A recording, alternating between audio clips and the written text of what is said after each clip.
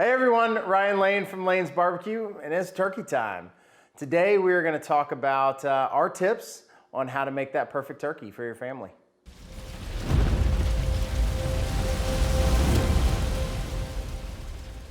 All right, now it's time to pick out that perfect turkey.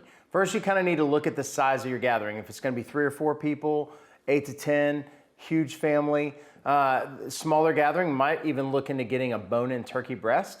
A little bit larger, I would go with the whole turkey. Normally we go with like a 12 to 14 pound bird, which is what we'll be doing today. There's 2 different ways you can get your turkey, frozen or already thawed. Our recommendation is to talk to your local butcher, get a fresh turkey. That'll cut your time for prep and cooking in half. So we ended up getting a frozen turkey, which is great because it'll help for us talking through this process. The key to frozen turkey is actually allowing enough time for it to thaw. Really a 10 to 12 to 14 pound bird is gonna take around 3 days to thaw in the fridge. So what you wanna make sure is you have a food grade safe container that you can take it out of the freezer, put it in, and then put it in the fridge. After that 3 days, it's gonna be time to brine. All right, our turkey is thawed and now it's time for the brine. What we've got here is a 14 pound bird. You can actually take, there's a couple pieces on here. You've got your tail, and then there's a piece I already cut out that covers up right here from that neck skin that comes in. You can take your legs if you want to tuck these under. I actually typically just remove them. I think it fits better in the smoker that way.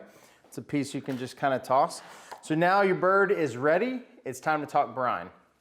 What we use is our Lane's Barbecue signature brine. The reason why we brine, there's usually 2 different things you can do. So you can brine a bird, you can inject a bird. What we find is with a piece of meat that's thick like this, what it can do is the brine actually imparts so much moisture and flavor throughout the entire bird. So a lot of times what happens is when you inject, you actually get amazing flavor, but in pockets. So the idea behind the brine is actually getting it through the whole bird. Right now we're gonna get the brine solution ready. So the beauty of this brine is you don't have to heat it. So all you have to do is have your fresh cold water and the brine, and it's simply just easily mixed. You're gonna take your water here. We've already got about 1 gallon in there. We're gonna add another 1/2 gallon. We're gonna add our brine. Mix it up. This really is super easy. Next, we're gonna take our bird. It's already thawed, trimmed up, and ready to go. We're gonna sink it down in here. So really what you wanna do is, I try to put it in breast first, then all the liquid can soak in through the cavity and it helps to weigh it down. What we want to do with this brine is we want to keep it in this solution for 24 hours. So a couple things when you're thinking through the cooking process. You're going to brine it for 24 hours. Then the key is you've actually got to let this thing air dry in the fridge for another 24 hours. So the bird's been in the bath for 24 hours. Now our next tip is letting it dry. What's happened is all that skin has soaked up all that moisture. So what we want to do is now let it dry. So as it cooks, it's going to get nice and crispy. So we've got our food grade container. We've got a little drying rack here. Really the reason it's not necessary, but the reason we have it is just to let that bottom, the skin on the back, so it's not laying in that moisture. This just helps to kind of dry it out. So we're going to take the bird out of the brine. There's a couple different things you could do here. You could actually, you could wash this off if you want. The brine we use isn't overly salty, so we don't feel it's necessary. But if you wanted to just kind of limit that salt, you could. We're gonna take it out, set it here. Now, all you gotta do now is just put this in the fridge. We're gonna let this air dry in the fridge for about 24 hours. What that's gonna do is just to help really dry out this skin.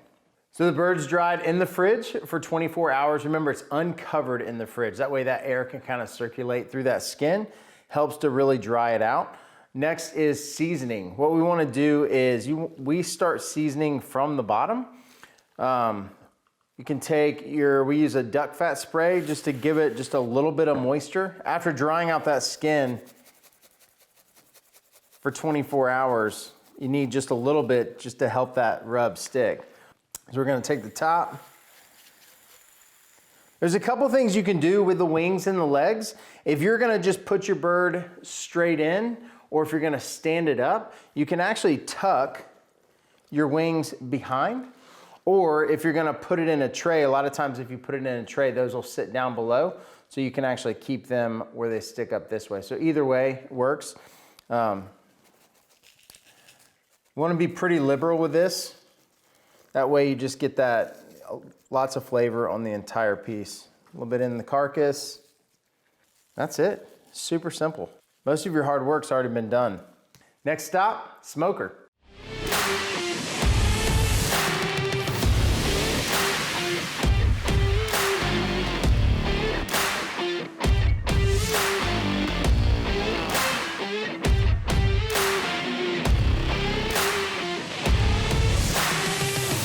All right, the moment we've all been waiting for.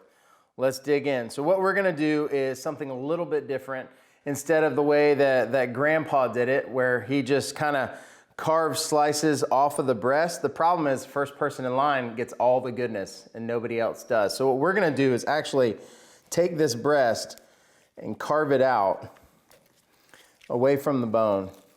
See all that juice? That's that brine. And set it to the side. Cut this other one out. All right, once we've got the breast taken off, then what we're gonna do is actually disassemble the legs and the thighs. So I'm just gonna take these. There's a knuckle right here, and you can actually just pop that right off. You see the knuckle right here? Just take it off.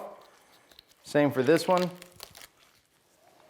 You could also take your knife and pop it in that spot to get it off. Then you can flip it over, take your thigh off. You got two on here. Actually, this right here, the best part of the turkey.